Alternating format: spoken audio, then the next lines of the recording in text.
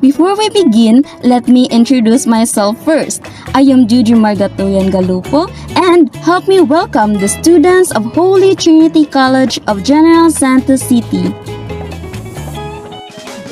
Hello and a very good morning to everyone. In this podcast, we are going to talk about discrimination of indigenous language in the Philippines. Yes, you've heard it right, language discrimination. Before we begin, let me introduce myself first. I am Juju Margatoyan Galupo, and help me welcome the students of Holy Trinity College of General Santos City. I am very much excited with our topic because it has to do with what we are facing right now in our world. And so, without further ado, let's dive into the discussion. Have you ever experienced being discriminated because of your language? Have you ever felt being an outcast just because your language is different from the others? Have you ever experienced rejection because you happen not to fit to what the society seems to favor? Well, if you do, this podcast is for you. Today, we will listen to the different opinions of the second-year students about their insights when it comes to the discrimination of indigenous language in the Philippines. Can you share about your thoughts, Crystal, about what comes into your mind when you hear the word discrimination? For me, it is something that makes people unwanted or unaccepted to a certain community. So what about you, Ivy? Let us hear your thoughts. Every time I hear the word discrimination, it always reminds me of how sick people can be. Regardless of what status you are in, if they want to treat you less favorably, well, they can. Because discrimination became an attitude, and that's a sad reality. So the next question we have is, how about your thoughts on the discrimination of indigenous language in the Philippines? What are your thoughts about it? The discrimination of indigenous language is quite alarming, no, since it could cause for some of its speakers to be less confident about their natural dialect. Millennials are mostly acting as woke or very sensitive on social media, but this discrimination thing is continuously happening in reality. I witnessed lots of situations of discrimination in one's dialect and their accent. In fact, my brother's wife is a Blaan, and her son, which is my nephew, is sometimes denying that he knew how to speak Blaan language. My neighbors and some of my relatives were teasing my nephew whenever he has his accent, and it makes him cry in shame. It could be a joke for the elders to tease an 8-year-old child to have a Blaan accent, but this is obviously a discrimination, which could be a big factor to lose one's confidence in embracing their language. This toxic attitude towards indigenous people and its language should be addressed. Let's embrace our Filipino identity, and it includes the respect and acceptance in everything that surrounds it, such as the diversity of cultures and languages in our country. How about you, Erica? Can you share some of your thoughts? There are other people who don't understand us, so it is easy for them to criticize, especially when it comes on how we speak. Nowadays, it is easy for people to judge you because on how you speak.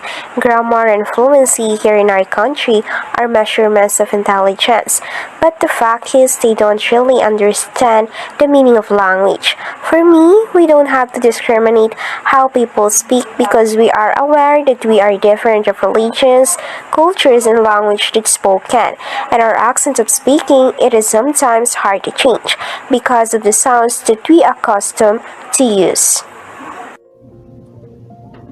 Have you experienced such discrimination, Jinray? Can you share some stories or happenings in your life? Yes, I experienced being discriminated just because I'm Blaan. However, there were still people thinking that I am not full-blooded Blaan, nor a half-Blaan one. But they are all wrong because I am proud to say that I am a full-blooded Blaan. You know what? I had hundreds of thousands of experiences ever since I was a child. It may sound exaggerated, but it's true. I've experienced discrimination against us, the Blaan, especially when I was in elementary and high school. Some discrimination I've encountered was, ay bilaan, an expression that came out from their mouth every time they get shocked. And daw bilaan ka when they saw something unpleasant to the appearance of someone. And kagahod si mo, daw bilaan, when there are students who are noisy in the class. And all of a sudden everyone burst into laughter, as if it's normal to spout such words.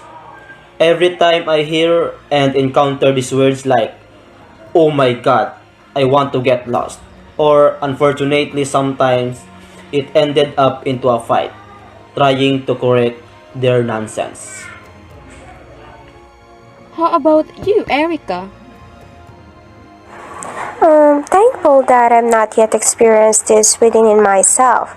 But as advice for everyone that love to discriminate people who are not fluent in speaking, don't do us discrimination person accent of speaking because we don't know how they try to improve themselves for to be better, not just only on how to speak, but also for the confidence that they build. Do us lessons that don't discriminate any aspect that may cause per person lack of confidence, but instead if you think that they just need to learn, help them to learn. That is the true educators and humanity. So you guys can relate with this type of situation. Can you share some tips on how to handle or in what way we can prevent such discrimination in indigenous language? Ivy? Well, to be honest, you can prevent someone from discriminating a certain language. Because discrimination can happen even in minds. They might not express it verbally, but their actions and the way they treat you can mirror the thoughts about you inside their heads. What you have to do is create something that will make them feel intimidated and ashamed to even think negative about your language. And create things that will make you excel and prove to them that your language is unique. That each language has a unique attributes that no one has the actual right to degrade it.